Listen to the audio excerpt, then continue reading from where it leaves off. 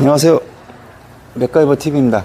오늘은 저 기계가 한 대 지금 출고될 예정이에요. 그래가지고 그 기계가 출고되는 그 과정을 한번 이제 보여드릴 거고요. 오늘 출고될 기계의 기종은 그 가정 화목 보일러용으로 이제 나가는 거예요. 유압 장작 도끼인데 그 가정 화목 보일러용으로 나가고, 그리고 제원은 나무 길이가 60cm, 그리고 굵기도 60cm까지 뽀갤 수 있는 기계고요. 그리고 모터는 5마력 단상.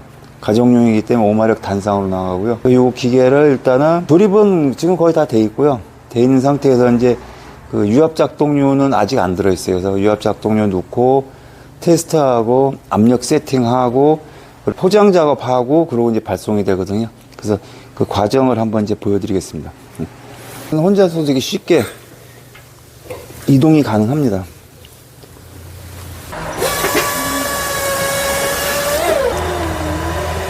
토르야, 너 거기 있으면 위험해.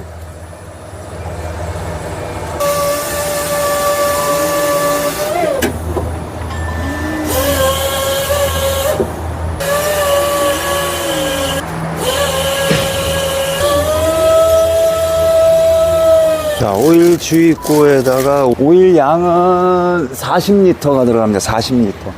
그러니까 말통으로 얘기하면 2말 들어가죠. 2말. 5마력짜리 원래 기본이에요.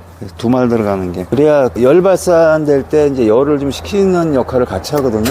이제 2말이, 오늘은 날씨가 좀 선선했어요. 아침 영상 12도.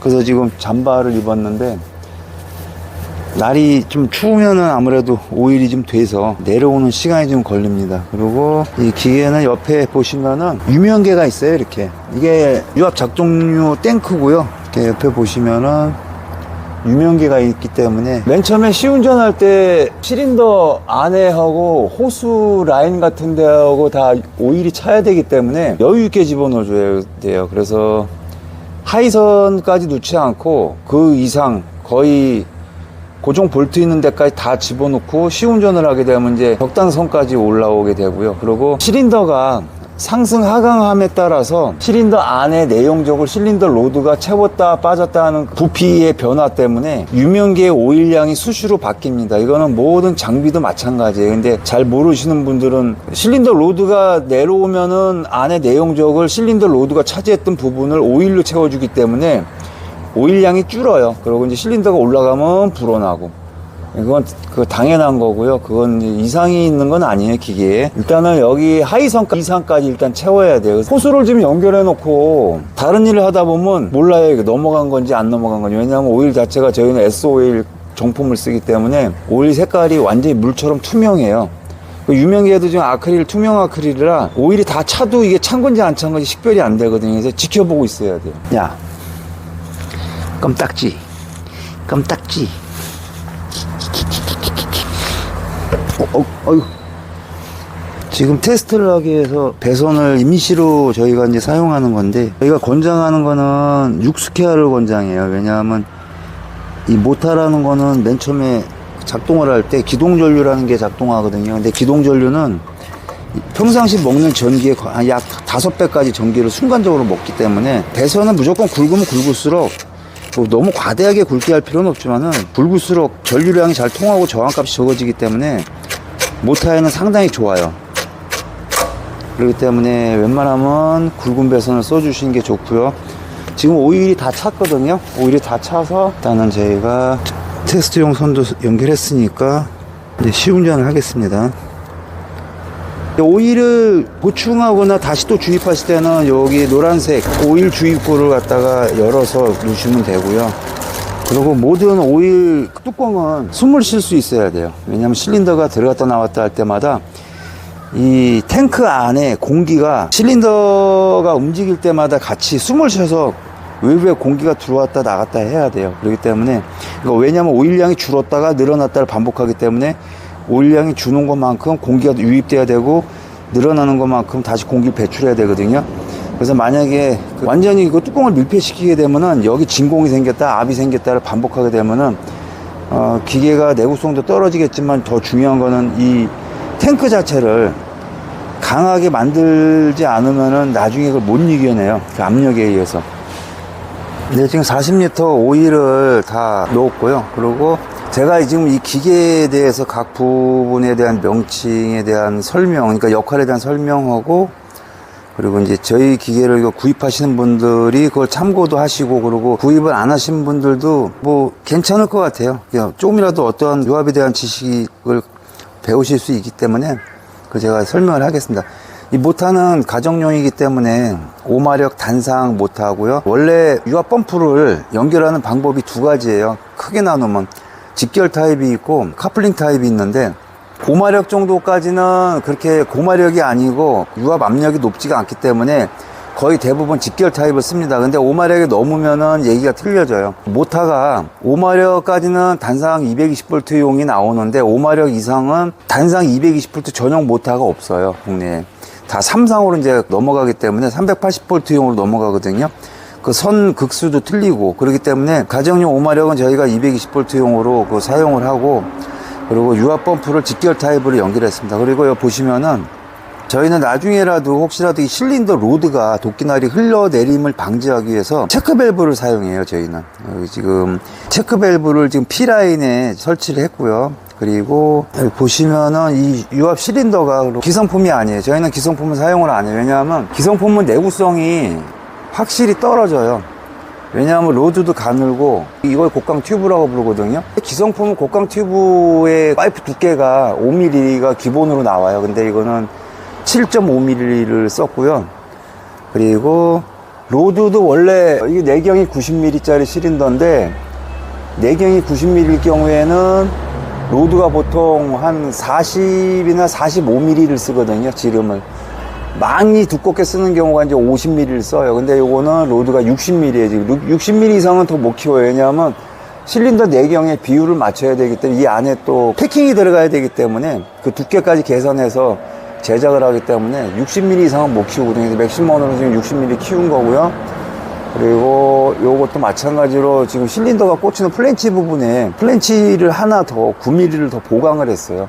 이것도 보강을 한 제품이고, 여기 또 보시면은 또 레바 블럭인데 사실 대부분 사이즈가 이거는 2분의 1짜리예요. 2분의 1짜리인데 8분의 3 사이즈하고 2분의 1하고는 눈으로 봐도 크기도 차이가 나지만 그 최고 견딜 수 있는 압력도 차이가 나고, 그리고 금액도 차이가 많이 나요. 금액도 한 거의 3배 정도 차이가 나요. 그렇기 때문에 제작하는데 다른 데에서 보면은 5마력짜리 같은 경우는 이제 금액 단가를 낮추기 위해서 8분의 3을 거의 대부분 8분의 3을 써요. 이거 2분의 1을 안 써요.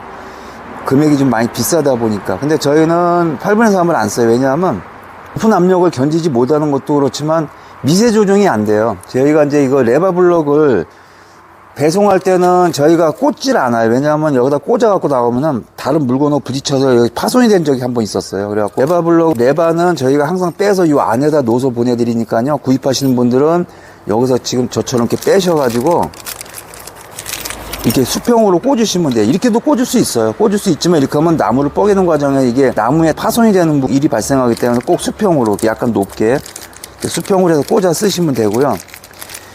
그리고 이게 8분의 3 같은 경우는 그 밸브 수풀 자체가 미세 조정이 좀 거의 잘 안 되게 제작이 돼 있어요. 그래갖고 내가 실린더를 도끼날을 조금씩 살살 움직이고 싶다고 할 때 레바를 그만큼 살짝 조금만 이렇게 제껴주면 되거든요.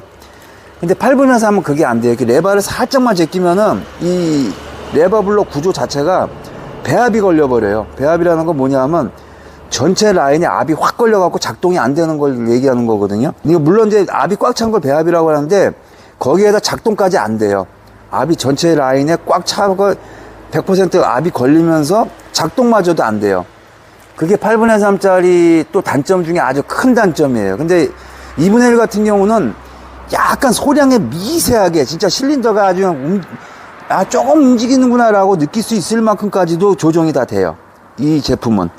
그렇기 때문에 저희가 비싸더라도 2분의 1짜리 레바 블록을 쓰고, 또 한 가지는 저희가 지금 압력을 150kg에 걸어요. 맥시멈 150kg, 단상 모터 150kg 거는데 150kg의 압력에서 이제 실린더가 완전 밑에까지 다 내려갔어요. 예를 들어서 내려간 상태에서도 모르고 더 레바 이렇게 누르고 있었어요. 그러면 압이 걸려요. 하강 쪽에 압이 걸리면은 그때 다시 레바를 위로 탁 올리게 되면은 백압이라 해갖고 이미 여기 압이 딱 걸린 상태에서 밑에 쪽에서 이제 다시 거꾸로 압이 들어가거든요. 그럼 여기 백압이라고 하는 명칭, 저희가 이게 그렇게 부르는데, 여기 압력이 생겨요. 이 압력이 생기면은 보통 산출 쪽으로 계산할 때는 백압은 현재 걸려있는 압력에 곱하기 2예요. 150kg를 세팅되어 있을 때 곱하기 2니까 300kg의 압력을 받아요. 순간적으로. 갑자기. 근데 레바블럭이 300kg까지 견디지 못하는 걸 장치를 놓게 되면은 배압 걸리는 현상을 자꾸 반복하게 되면은 기계에 이제 고장이 와요. 고장이 오기 때문에 그런 단점이 또 한 가지 있습니다. 그리고 여기 보시면은 압력 게이지가 지금 달려 있어요. 이제 압력 게이지가 달려 있는데, 단위는 이제 바 형식하고 MPa 방식으로 두 가지가 있는데, 단위는 똑같아요. 이렇게 그냥 다만 숫자가 10배의 차이로 이렇게 나는 것 뿐이고 똑같아요. 그래서 저희가 이제 보통 킬로그램 퍼 스퀘어 자승이라고도 하고 바라고도 얘기하거든요. 같은 얘기인데, 여기 15라고 써 있는 거는 이제 MPa 단위고 150은 이제 바 단위예요. 그러면 150에 이제 세팅을 할 거예요. 저희가 세팅을 할 거고, 지금 이제 오일 다 놓아놨고, 그리고 압력을 지금 맞출 거예요. 압력을 맞추고 누유 상태도 전체적으로 확인하고 아무 이상이 없으면 이제 기계가 출고되거든요. 근데 일단은 모터를 키면 시끄러우니까 제가 먼저 한번 설명을 해 드리고 압력을 맞추겠습니다. 이것도 알아두시면 좋아요. 그리고 기계 구입하시는 분들도 마찬가지. 저희가 압력을 맞춰 나가니까 웬만하면 손 안 대시는 게 좋은데, 혹시라도 만약에 변화가 왔을 때 그때 이제 도움이 되실 거예요. 일단 요거 레바 바로 옆에는 모든 레바 블록은 다 공통이에요. 레바 옆에는 항상 릴리프라고 하는 밸브가 있어요. 이 릴리프라는 밸브는 뭐냐면 압력을 조절하는 밸브예요. 예를 들어서 유압 펌프에서 최고 맥시멈 압력이 200kg까지 나온다. 그러면 난 200kg 나와도 200kg 다 쓰면은 여기 무리가 가니까 난 100kg만 쓰고 싶다. 그러면 여기 릴리프에서 100kg 맞추면 되는데, 문제는 압력 게이지가 없으면 못 맞춰요. 저희도 못 맞춰요. 압력 게이지 없으면. 그래서 압력 게이지를 달아놓는 이유가 압력 세팅할 때 일단 첫째적으로 보기 위한 목적. 그리고 사용 도중에도 뭐를 어떻게 쓰니까 압력이 몇 가지 올라가는가를 볼 수 있게 한 목적이에요. 근데 중국산 유압도끼는 압력 게이지 있는 거 한 개도 없을 거예요, 아마. 네, 압력 게이지가 없어요, 그거는 아예. 압력 게이지가 있고 실린더 내경 사이즈 지름만 알면은 지금 이 실린더가 누를 때 힘이 몇 톤이 나오는지 바로 계산이 됩니다. 자, 그러면은 이거 조종하는 방법은 육각렌치를 이렇게 밑에다 꽂아요. 꽂고 바로 위에 그 너트가 있는데, 이건 고정 너트예요. 이 고정 너트는 육각렌치 볼트가 돌지 않게끔 조여주는 거거든요. 이 고정 너트를 이렇게 풀르면 돼요. 밑에서 위를 바라봤을 때 그 볼트 풀는 방향으로 왼쪽으로 그러면 풀리죠. 이게 풀르고 나면은 이제 육각렌치 볼트가 돌아요. 도는데 방향이 밑에서 위를 바라봤을 때 시계 방향으로 돌리면 압력이 높아지고, 시계 반대 방향으로 이렇게 돌리면 압력이 낮아져요. 근데 이 제품이 나올 때 좀 압력이 높게 나오기 때문에 제가 약간 좀 이렇게 좀 풀러 놓고 시작하겠습니다. 자, 이제 모터를 킬 거예요. 그리고 유압 펌프는 꼭 방향이 있어요. 회전 방향. 그 회전 방향을 꼭 모터가 그 회전 방향을 돌게끔 맞춰야 돼. 만약에 반대로 하게 되면 펌핑이 안 되고 잘못하다가는 유압 펌프 셀이 나갈 수가 있어요. 그리고 대부분의 펌프들은 모터 뒤에서 봤을 때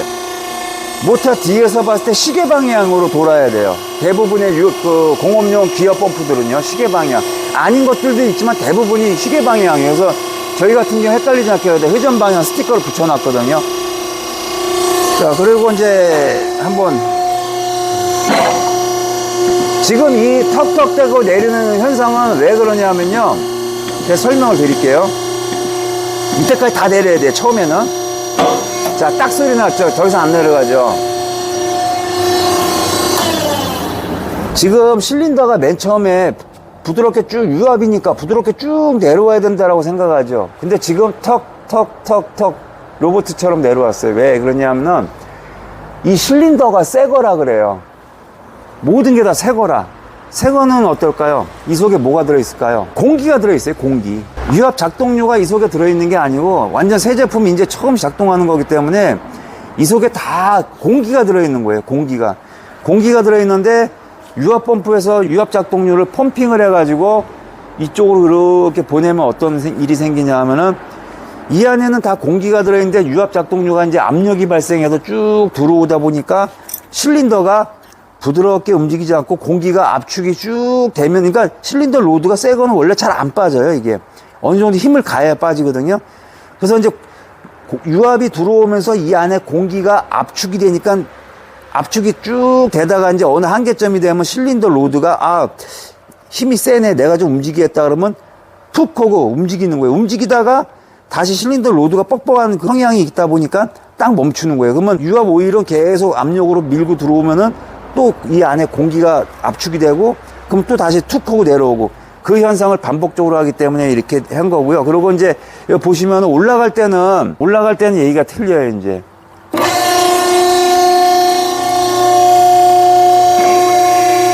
자, 오일이 이쪽은 이미 다 찬 거예요, 아까. 위에 쪽은. 다 차고 반대쪽은 거의 소량의 공간만 남은 거예요. 그러다 보니까 이때는 이제 올라갈 땐 정상적으로 작동을 해요. 자, 그 다음에 다시 한번 내려볼게요. 자, 이제 정상적으로 내려오죠. 공기가 다 빠진 거예요. 한 행정에서 이미 공기가 다 빠진 건데 100% 빠지진 않아요. 그래서 이거를 한 몇 번을 반복을 하는 거예요, 이렇게. 자, 한 3번 정도 위아래 최대 행정으로 반복하는 게 좋아요. 그래야 호스 안에 있는 모든 공기가 싹 다 탱크로 들어가요.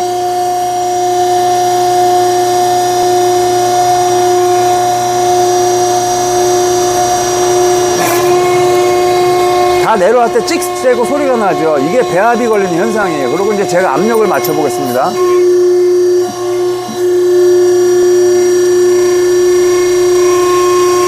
자, 압력은 어떻게 맞추냐? 자, 유압 압력이라고 하는 거는 아무 때나 게이지가 막 움직이는 게 아니에요. 이거 실린더를 움직였다고 해서 막 압력이 올라가는 게 절대 아니에요.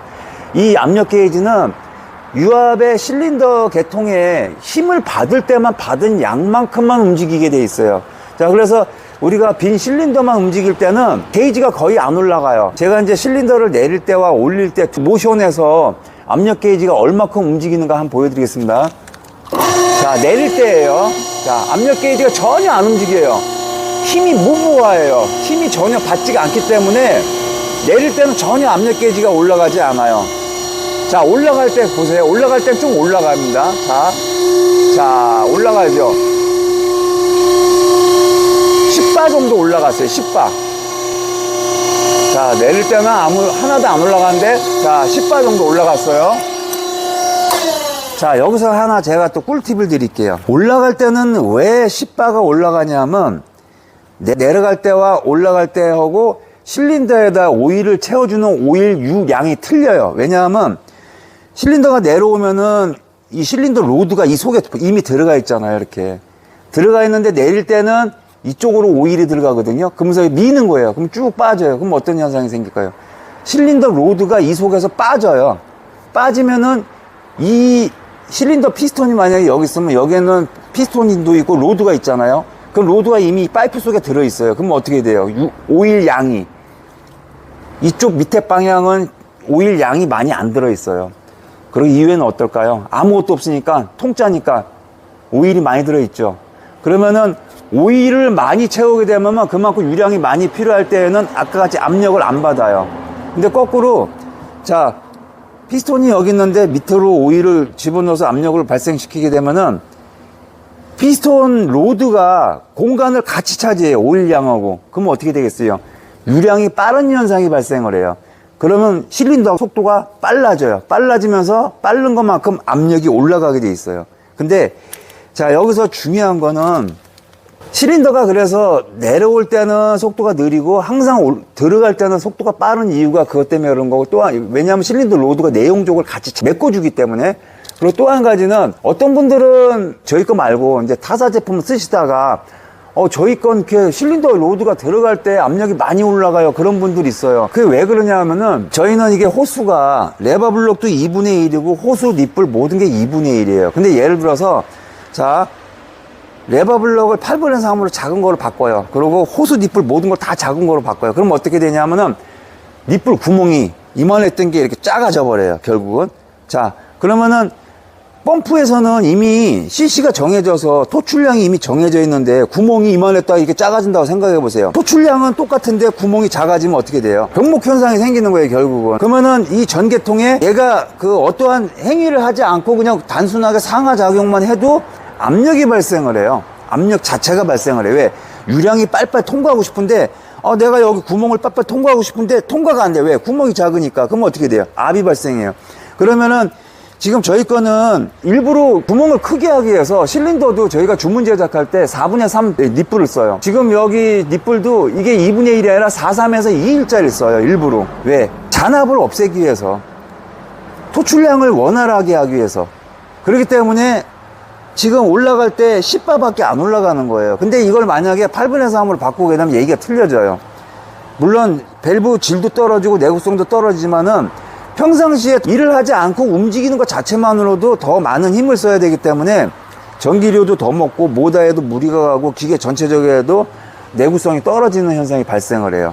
그래서 올리다 그 8분의 3을 쓰면은 지금 10바까지만 상승할 때 올라갔지만은 25, 30바 이렇게 나와요. 그러면은 30바면 말이 30바지 30바만 해도요 어마어마한 힘이에요. 30바만 해도 30바만 해도 일반인들이 생각하는 그런 단위의 계산법이 아니에요.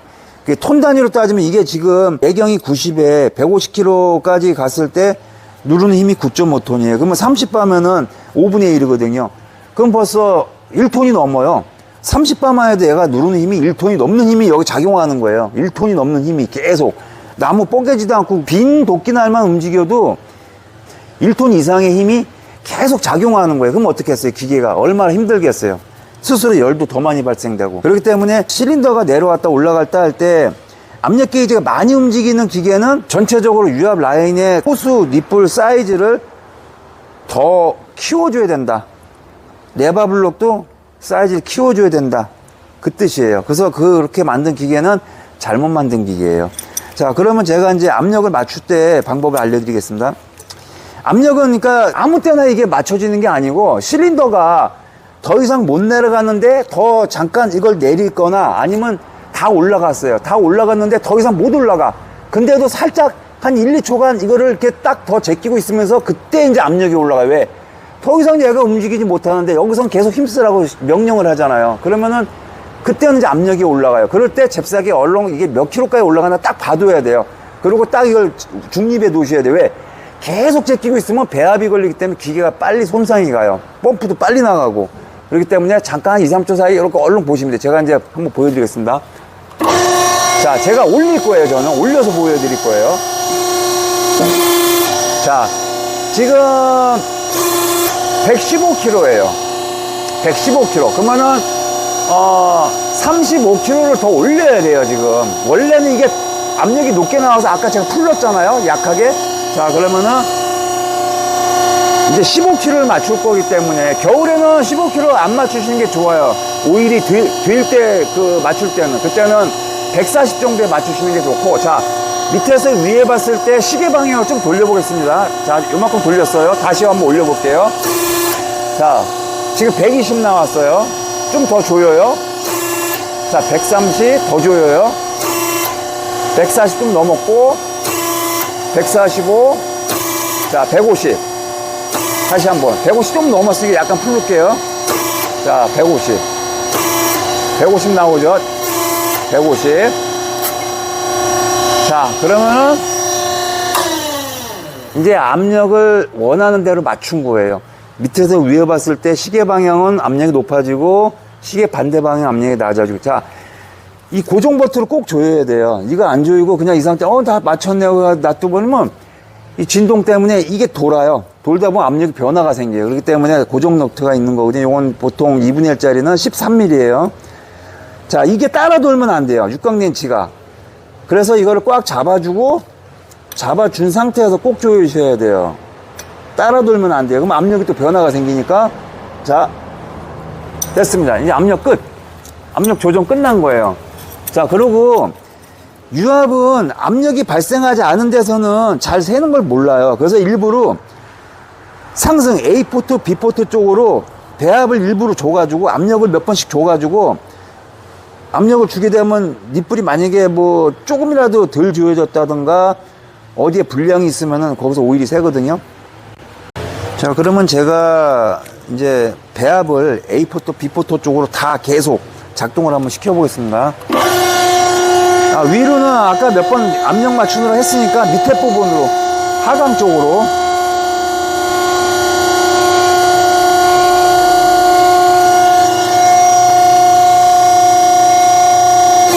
자, 압력 게이지 올라가죠. 이렇게 일부러 몇 번 할 거예요. 유압 오일이 새는 걸 확인하기 위해서.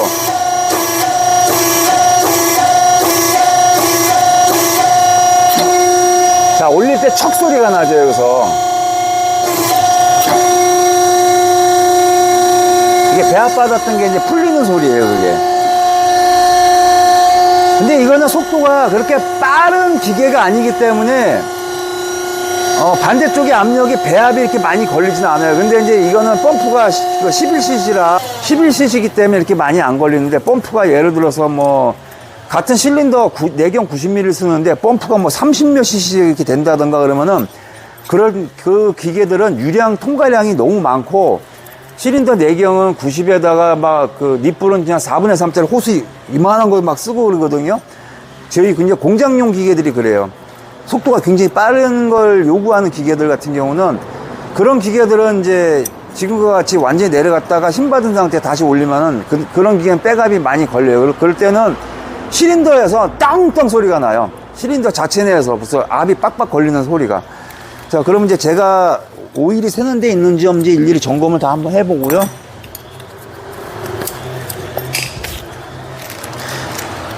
그리고 네바는 풀러서, 이게 지금 너트가 와셔가 도망가면 안 되니까 케이블 타이를 묶어서, 자, 저희 기계는 항상 가정용 출고할 때는 레바 블록에 있는 레바를 꼭 전면 실린더 쪽에 이렇게 놓습니다. 놓고 여기에 이제 출고증과 주의사항표를 같이 이제 넣어서 동봉을 해서 이제 발송합니다. 그리고 우측에도 주의사항표가 있고요. 이 주의사항표는 꼭 읽어보셔야 돼요. 왜냐하면 이 주의사항표에는 진짜 중요한 것들이 다 적혀 있기 때문에 주의사항표 꼭 읽어보셔야 되고요. 혹시라도 나중에라도 이제 부품 같은 게 이제 구입을 원하실 경우에는 여기에 모델이 있어요. 이 제품은 SSL 90-600C라고 하는 모델이에요. 이 모델하고 연식만 말씀해 주시면은 저희가 그 사양은 어떠한 부품이 들어간 거를 다 알고 있기 때문에 정확하게 부품을 보내드릴 수가 있고요.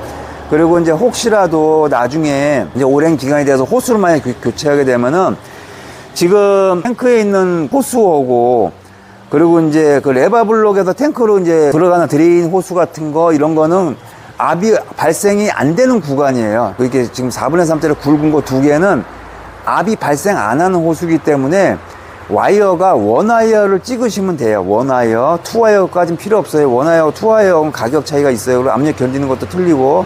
그래서 두 가지 원와이어를 찍으시면 되고, 나머지 부분 P라인하고 AP4 라인은 투와이어를 꼭 찍으셔야 돼요. 여기는 압력이 발생하는 호수예요. 하나, 둘, 세 개는 압력이 발생하는 호수이기 때문에 꼭 투와이어를 찍으셔야 되고, 중장비 같은 경우 300km 이상 나가는 것들은 이제 뭐 4와이어도 써요.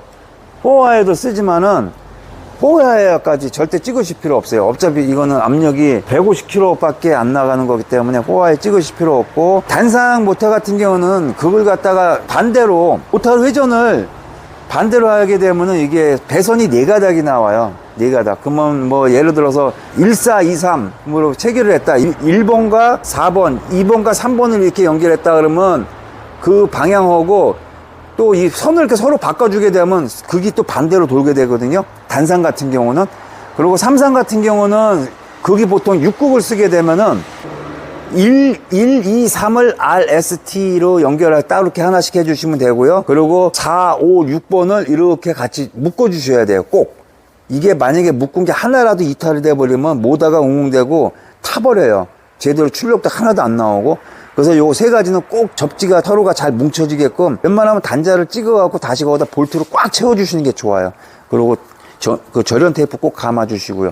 그리고 나머지 거꾸로 해주셔도 돼요. 1, 2, 3번을 이렇게 묶고 4, 5, 6을 따로 빼셔도 되고. 근데 통상적으로 1, 2, 3번을 RST를 따로 빼고 4, 5, 6을 대부분 그렇게 묶고 저희도 그렇게 작업을 하거든요. 이렇게 해주시면 되고. 그리고 이 오일 양은 지금 보시면은 지금 오일을 아까 제가 지금 볼트 상단까지 채웠어요. 상단까지 채웠는데 지금 이거밖에 안 돼요. 지금 이 상태밖에 안 되고, 이걸 지금 도끼나를 바닥까지 내리게 되면 거의 바닥으로 찍혀요. 그렇기 때문에 이 상태에서는 지금 나중에 혹시라도 좀이라도 누유가 되면 아예 오일이 안 보일 수가 있기 때문에 저희가 하이선 근접할 때까지 오일을 더 보충을 할 거예요. 보충을 하고, 타이어 공기압도 저희가 이제 주부 타이어예요. 타이어 공기압도 올려줄 거고, 그리고 구입하신 분들은 사용하실 때는 일단 어느 자리에 내가 세팅이 끝나고 나면 꼭 양쪽 전면 우레탄 캐스터 바퀴를 온으로 밟아서 브레이크를 채워주시고요. 그리고 뒤에 보시면은 조절자가 있어요. 조절자가. 이 조절자를 꼭 돌리셔가지고 수평도 맞출 겸 타이어를 지면에서 거의 뜨다시피 올려주세요. 그러면 이 타이어 더 오랜 기간 동안 쓸 수 있고 한쪽에 그 찌그러지는 현상을 발생하는 거를 방지할 수 있어요. 그래서 요 밑에 보면은 스파너로 돌리게끔 육각 너트식으로 되어 있거든요. 그래서 이걸 돌리셔가지고 이렇게 돌리셔가지고 밑으로 내려가지고 타이어가 좀 뜨게끔, 완전히 안 떠도 돼요. 그냥 살짝 거의 힘 안 받다시피 할 정도까지만 이렇게 양쪽에 올려주세요. 조절자를 이렇게 내려갖고 바퀴를 올려주세요. 그러면은 타이어를 오랫동안 잘 손상 안 가게 쓰실 수 있고, 그리고 요거는 드레인 코크예요. 기둥 안에 있는 오일을 빼는 코크고요. 그러니까 오일을 전체적으로 바꿀 때는 요걸 풀러서 빼시면 되는데, 근데 가정에서는 1년에 뭐 나무 해봐야 10에서 15톤 정도 만약에 팬다 치면은 오일이 그 변색의 원인이 공기 중에 산화에 의한 변색이지 기계를 많이 사용해서 변색되는 건 아니거든요. 가정 같은 경우는. 그렇기 때문에 오일 누유되는 거에 대한 거 보충만 해주시고, 그리고 또 누유가 어디가 되면은 되는데 그때그때 조여서 누유 안 되게 쓰시고, 오일 교환은 가정 같은 경우는 비 안 맞게 잘 보관하시면요 10년을 쓰셔도 상관없어요. 10년을 쓰셔도. 그래도 다 정상적으로 작동이 돼요. 근데 예를 들어서 뭐 기계를 보호하기 위해서 뭐 그 안에 뭐 교환을 하셔도 되긴 되는데, 오일은 색깔이 산화돼서 오래되거나 아니면 많이 사용하게 되면 유압 작동류는 맨 처음에 이게 노래져요. 색깔이 노래지는데, 이제 노래지는 거 정도 상황을 봐서 이제 그 교환을 하는데, 중장비들 같은 경우는 하루에 거의 영업 뛰는 차량들은 매일같이 하루에 8시간씩 그냥 거의 한 겨울, 추운 겨울만 빼고는 계속 작업을 하다 보니까 매뉴얼상 보통 한 1년에 한 번 유압 작동류를 교환하게 돼 있는데, 이 기계는 그렇게 하는 게 아니라 보통 1년에 써봐야 뭐 한 2, 3일밖에 안 쓰기 때문에 마모에 의한 교환은 사실 거의 없다고 보시면 돼요. 그냥 산화에 의한 색깔 변색이기 때문에 10년 동안 그냥 쓰셔도 됩니다. 그리고 이 기계가 지금 도끼 날이 옵션으로 십자 날이 나가는데, 그거는 이제 주문하실 때 따로 그거 주문하시면 되고요. 그리고 기본으로 나가는 날이 이게 기본 일자 날이 나가요. 근데 이 일자 날이 철판을 갖다가 이렇게 뭐 중국산처럼 이렇게 철판 두 개를 이렇게 삼각형으로 용접해서 만든 건 아니고요. 통째예요. 전체적으로. 이게 지금 통째로 그냥 그 통째에다 날을 세운 거고, 두께는 50mm예요. 5cm.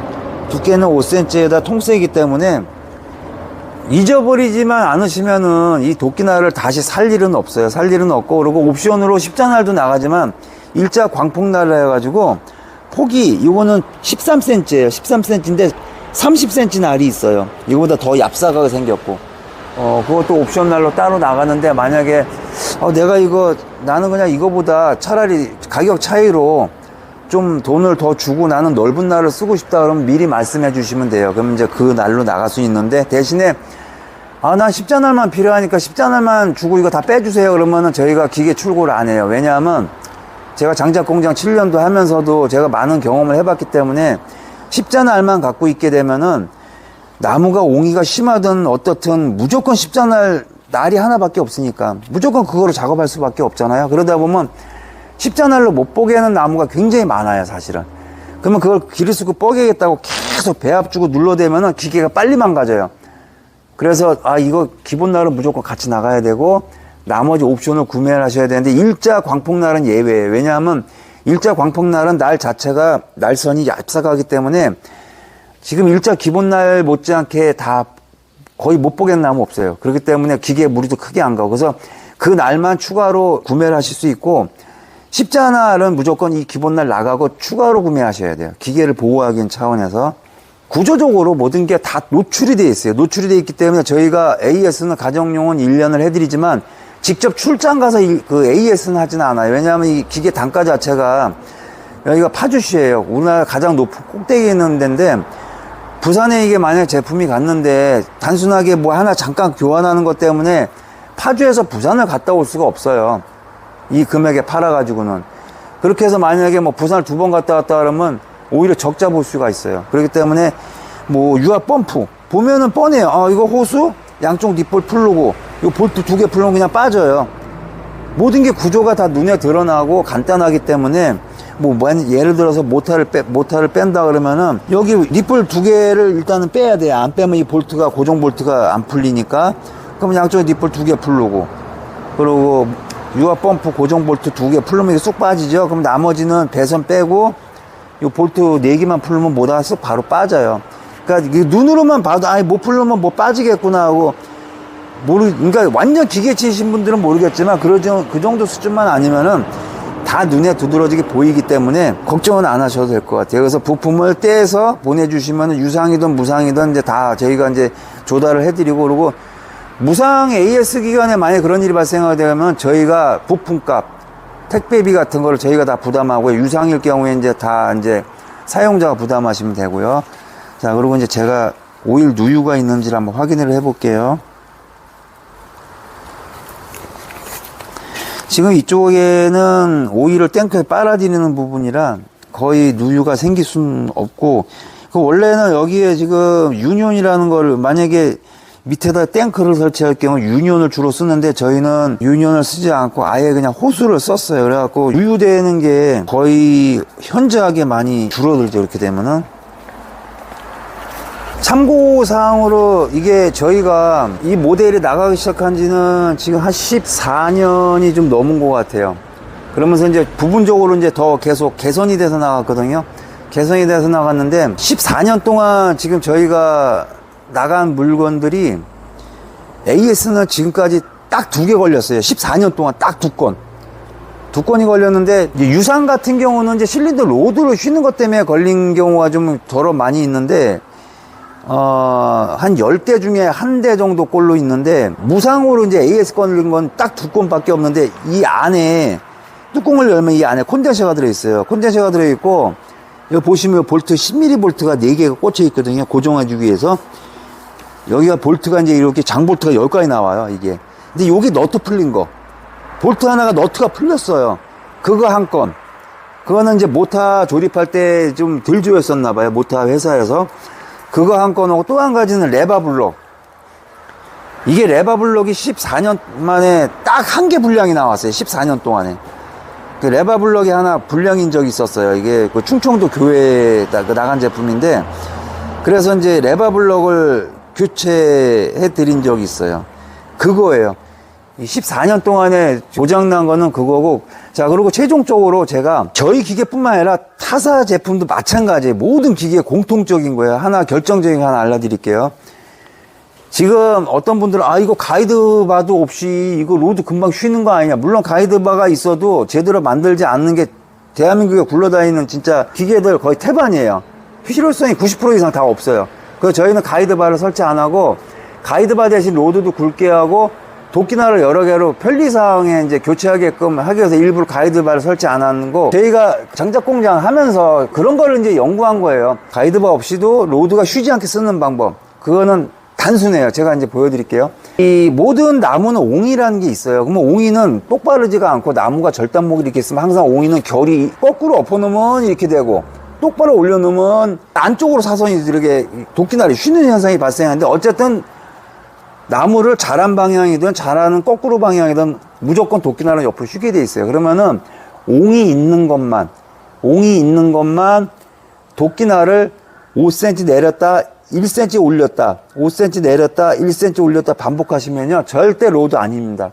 한번 해보세요. 그리고 저희는 항상 그렇게 교육을 시켜드리고, 해보시면 알아요. 절대 로드 아니에요. 왜냐하면 절단목이 이렇게 있는데 도끼날이 쭉 누를 때 얘가 옆으로 꺾이는 힘이 발생했다가 5cm 내렸다가 1cm 올리면 이 바닥판에 그 나무가 올라간 게 힘이 풀려요. 이게 도끼날이 올라가면서 그 나무가 움직여요. 힘받은 반대 방향으로 이렇게 움직여요. 그거를 이제 반복하기 때문에 로드가 절대 쉴 수가 없어요. 일부러 쉴래도 못 튀어요. 그렇게 되면은. 자, 그럼 제가 한번 보여드리겠습니다. 자, 이제 여기서 나무가 이제 만약에 여기서부터 뻐개기 시작한다고 생각하시면요, 이만큼 내렸다가 깔짝 올렸다, 내렸다 깔짝 올렸다, 내렸다 깔짝 올렸다.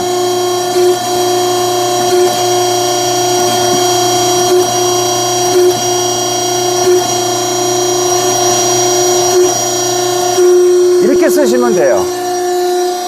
자, 좀 5cm 내렸다 1cm 조금이라도 올리셔야 돼요. 올리는 게 중요해요. 이게 내리다 멈췄다 또 내리는 건 아무 의미가 없어요. 한 번에 내리는 거랑 똑같아요. 그래서 내리다가 좀 올려줘야 돼요. 이렇게.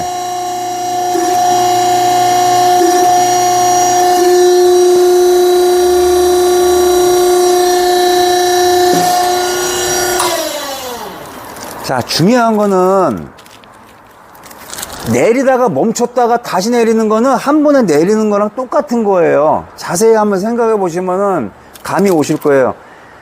조금이라도 올려야 힘이 풀리는데 안 올리고 내렸다가 멈췄다가 멈추면 뭐예요? 힘이 아직 안 풀린 거예요. 멈춘 상태에선 조금이라도 도끼날이 올라가야 힘이 풀리는 거예요. 근데 이걸 안 올리고 멈췄다 내렸다.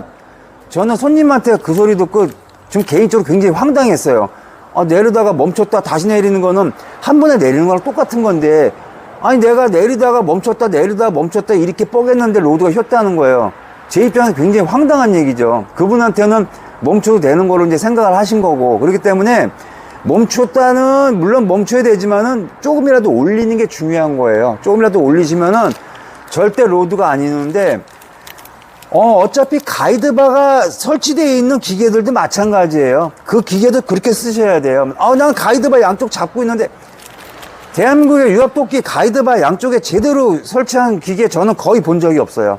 형식상 양 사이드 가이드 잡아주는 바가 보통 뭐 150mm, 길어야 150mm. 이건 의미 없어요. 150mm의 가로폭은 600mm씩 그렇게 도끼날을 통짜로 작도 형식으로 만든 거는 가이드바 아무 의미 없어요. 그거 예를 들어 옹이 지독한 거 도끼날이 가로에 600mm 끝선에다 뭐 한 450mm짜리 옹이 지독한 거 딱 놓고 눌러버리면요 실린더 로드 모가지 그냥 부러져 버려요.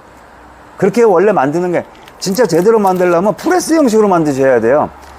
니구탱이 봉 달고 부싱도 그냥 굉장히 길게 해가지고 힘 분산이 골고루 되게끔 그렇게 만들지 않은 이상은 아무 의미가 없어요. 그래서 가이드바 절대 믿지 마시고, 가이드바가 있어도 실린더 센터 쪽에다 항상 나무를 뽀개시고, 그리고 옹이 있는 거, 옹이 없는 건 상관없어요. 이게도 마찬가지예요.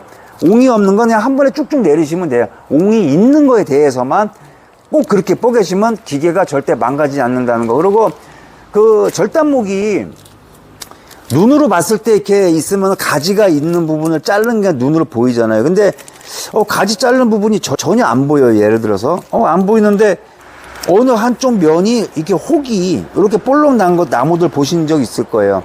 그거는 옹이가 있는 거예요. 어느 한쪽에 이렇게 뭐 사람 머리에 뭐 한 대 맞아 볼록 튀어나온 것처럼 이 혹이 난 것들이 있어요. 절단목에. 그거는 100% 그 안에 옹이 있어요. 그런 나무도 마찬가지예요. 예외가 아니에요.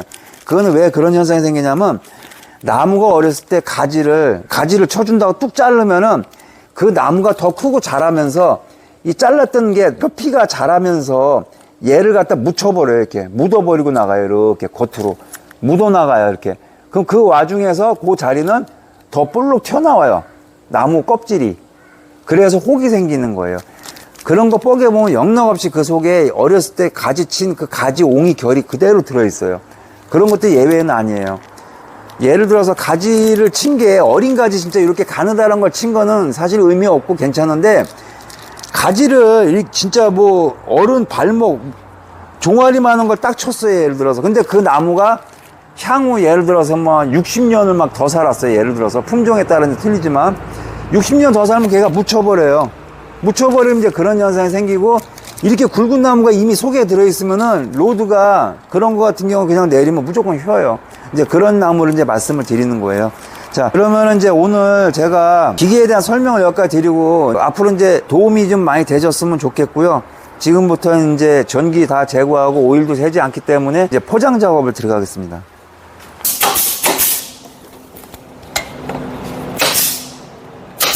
팔레트 사이즈가 너무 크게 되면은 화물에서 비용을 더 받아요. 그래서 기존에 있는 팔레트를 좀 축소시켜서 작업을 해야 돼요. 그리고 저희가 이제 화물로, 택배는 기계가 무겁기 때문에 총 무게가 340kg예요. 그래서 택배에서는 이걸 받아주질 않아요. 왜냐하면 가정집에 이걸 배송을 가면 이제 거기서 지게차가 있어야 되는데, 지게차는 가정집에 없잖아요.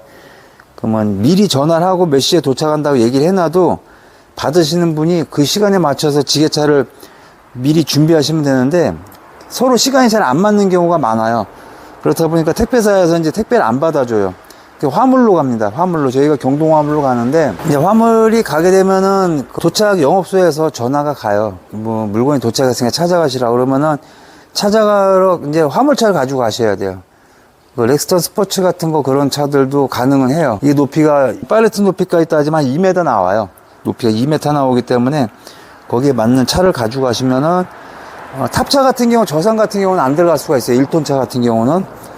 이제 거기서 지게차로 상차를 해줄 거고, 그리고 이제 화물비는 저희가 선불로 일단 지불을 해요. 그렇기 때문에 구입하시는 분들이 화물비는 안 내셔도 돼요. 저희가 지급을 하니까. 대신에 이 화물이라는 거는 지금 오해하시는 손님이 간혹 계시는데, 그 후불제로, 그 선불로 내지는 않아요. 선불을 안 받아요. 후불이에요, 다. 후불제로 작업비라는 게 있어요. 그게 그 영업소마다 조금씩 차이가 있더라고요. 그게 뭐냐면 이제 물류가 이제 계속 움직이는 그 과정에서 뭐 지게차를 쓴다던가 그런 거에 대한 비용으로 저는 알고 있거든요. 그래서 후불제로 작업비라는 걸 받아요. 보통 2만 원이나 많게는 3만 원 정도의 작업비를 받는데, 구매하시는 분은 그 작업비만 내시면 돼요. 그건 후불이라 어쩔 수 없이 거기서 내셔야 돼요. 그거를 내시면 이제 거기서 상차를 해주면은 이제 가져가시면 되거든요. 가서 이제 집에서 내릴 때도 지게차 쓰셔야 돼요. 이게 돈 아끼려고 사람이 이렇게 4명이 들다가는 큰일 나요. 이게 사람한테 자빠지면, 이게 넘어가게 되면, 진짜 심한 경우에는 사망할 수도 있어요. 이 340km라 그대로 넘어가는 게 아니라 이렇게 들은 상태에 넘어가게 되면 또 중력가 속도가 붙기 때문에 뭐 700km, 800km 중량의 그 충격을 받을 수도 있거든요. 그렇기 때문에 비용 아끼지 마시고요. 꼭 장비를 이용하셔가지고 안전하게, 아니면은 트랙터나 포크레인 같은 게 있으시면요, 여기에다 실링바를 걸으시면 되는데, 실링바를 이렇게 올가맬 때 모가지가 꼭 여기 닛불 밑에 하단으로 가면 돼요. 그러면 안 벗겨져요. 그 닛불 하단 방향으로 가게 해가지고 들으셔도 되고, 높이가 많이 안 올라간다 싶으면은 실링바 긴 거를 이쪽에 기역자 꺾인 부분 안쪽에다 걸으셔도 돼요. 이렇게. 그렇게 걸으셔서 내리셔도 되고. 그러니까 지게차나 트랙터 아니면 포크레인, 굴삭기, 굴착기 이렇게 그런 거로 하차를 하셔도 되고요. 그리고 저희가 나갈 때 여기 앞바퀴는 브레이크를 채워서 나가요. 움직이지 않게. 그렇기 때문에 내려서 이동하실 때는 캐스터, 우레탄 캐스터 양쪽 다 브레이크를 해지시키신 다음에 하시면 되고, 그리고 전기는 스위치로 지금 콘센트 차단기가 나가는데 30A를 꼭 쓰셔야 돼요. 20A는 기동전류 때문에 떨어질 수가 있어요. 그리고 전기선은, 차단기는 전기가 역으로 들어가면 고장나요. 만약에 정방향을 똑바로 달았는데 전기가 위에서 들어가고 항상 밑으로 나가게 돼 있어요. 근데 거꾸로 밑에서 들어가고 위로 나가게 되면은 차단기가 고장이 나요. 망가져요. 그렇기 때문에 저희가 모타선도 마찬가지로 밑에서 지금 놓잖아요. 이건 이렇게 꼭 쓰셔야 돼요. 그리고 인입선 전기는 꼭 위에 꽂으셔야 돼요. 그래야 이게 망가지지 않아요. 자, 그리고 이제 저희가 이렇게 해서 포장 작업을, 랩 작업까지 다 해서, 그 밴딩, 이게 또 팔레트에 올려놨다고 해서 지금 앞뒤밖에 움직이지 않게끔 다 앞뒤로 체결을 했거든요. 고정했어도 그래도 믿을 수가 없어가지고 저희가 다시 또 밴딩 작업을 또 할 거예요. 밴딩 작업하고 다시 랩까지 또 감을 거거든요. 그 작업을 계속 할 거고, 그리고 받으실 때는 꼭 장비 쓰셔야 되고, 그리고 후불제로 작업비라는 게 있다는 거, 그거는 참고하시면 좋겠습니다. 네, 지금 밴딩 작업을 하고 있고요. 이제 밴딩을 전후면으로 2개를 채울 겁니다. 철 밴딩을 치면 더 단단하긴 한데 풀을 때 위험할 수가 있어요. 그게 철 밴딩이 튀기면은 사람이 좀 크게 다칠 수가 있기 때문에 철 밴딩을 쓰질 않고 나이론 밴딩을 좀 쓰거든요. 레바 블럭은 파손을 막기 위해서 레바는 요 속에, 그리고 지금 여기에 보면 출하증하고 주의사항표하고 이제 2가지가 이렇게 나갑니다. 이렇게 출하증하고 주의사항표하고 2가지 나가고요. 그래도 안 보시는 분들이 있어요. 그래서 기계 우측 벽면에 벽체에다가 주의사항표를 또 저희가 아예 스티커를 붙여놨어요. 언제든지 보실 수 있게 꼭 보셔야 됩니다. 네, 여기다 이렇게 놓을 거고, 그리고 지금 다시 한번 또 점검해 봤어요. 어디 특별하게 이상이 있는데 없나 있나. 다시 점검을 해봤는데 지금 특별한 이상은 없고, 오일도 아까 부족한 거 실린더가 올라간 상태에서 하이에다 놨어요. 이렇게 하면 양이 지금 충분하거든요. 네. 오일이 부족하면 안 되니까. 자, 그러면 이제 랩을 마지막으로 감으면 이제 발송 준비는 끝나고 화물을 발송하면 됩니다.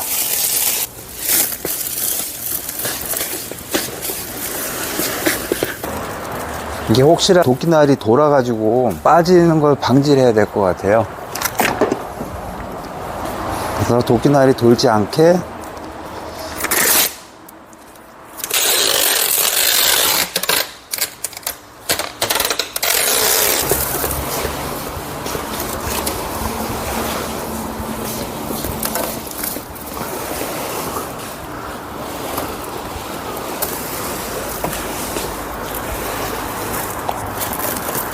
이제 화물업체 발송만 하면 됩니다. 자, 이렇게 해서 그 출고 과정을 보여드리면서 여러분들께 이제 좀 어느 정도 필요한 정보를 제가 말씀을 드렸고요. 그 유압은 다 거의 비슷해요. 그냥 형태의 모양만 틀릴 뿐이지 원리는 다 똑같아요. 사용하시는 분이 하지 말아야 될 그런 그 동작만 안 하시면은 무리 없이 다치지 않고 오랫동안 사용하실 수 있거든요. 그래서 원래 이 기계 자체는 종방향이에요. 사용 방법이 그 절단목에 꼭 세워놓고 뽀개는 거예요. 눕혀놓고 뽀개면 안 돼요. 왜 그러냐면 나무를 눕혀놓고 도끼나 이렇게 내려오면은 나무가 원형이잖아요. 힘이 어느 한쪽으로 균형이 잃게 되면은 나무가 튕그러지면서 실린더 로드가 갑자기 팍 휘어버려요. 순간적으로 0.1초 밖에 안 걸려요. 하지 말라고 했는데 계속 해가지고 실린더만 3번 바꾼 찜질방이 있어요. 저희 공장 근처인데 중국인들을 고용해갖고 이제 중국 직원들이 이제 사용을 했는데 운영하시는 주인분이 이거 절대 눕혀서 쓰지 말라 이렇게 했는데 볼 때는 세워서 쓰고 사람 안 보면은 눕혀서 계속 써가지고 실린더만 3번 망가졌어요. 아예 모가지가 부러진 실린더까지 발생했어요. 그래서 이 기계는 종방향이에요. 횡방향이 아니고 꼭 나무를 세워서 뽀개셔야 됩니다. 그리고 진짜 굵은 나무 뽀갤 때는 도끼날을 정 가운데 찍지 마시고요. 나무 모서리부터, 그것도 옹이 없는 쪽 모서리부터 뽀개게 되면은 지름이니까 제가 양팔로 이렇게 안을 수 없는 나무도 다 뽀갤 수 있어요. 사용하는 이제 방법에 따라 이제 차이는 있는데, 네, 그렇게 해서 안전하게 잘 사용하시기 바라고요. 이렇게 이상 기계 출고에 대한 그 영상을 한번 담아서 이제 보여드렸고요. 다음에 더 좋은 영상으로 찾아뵙겠습니다. 맥가이버 TV였습니다. 감사합니다.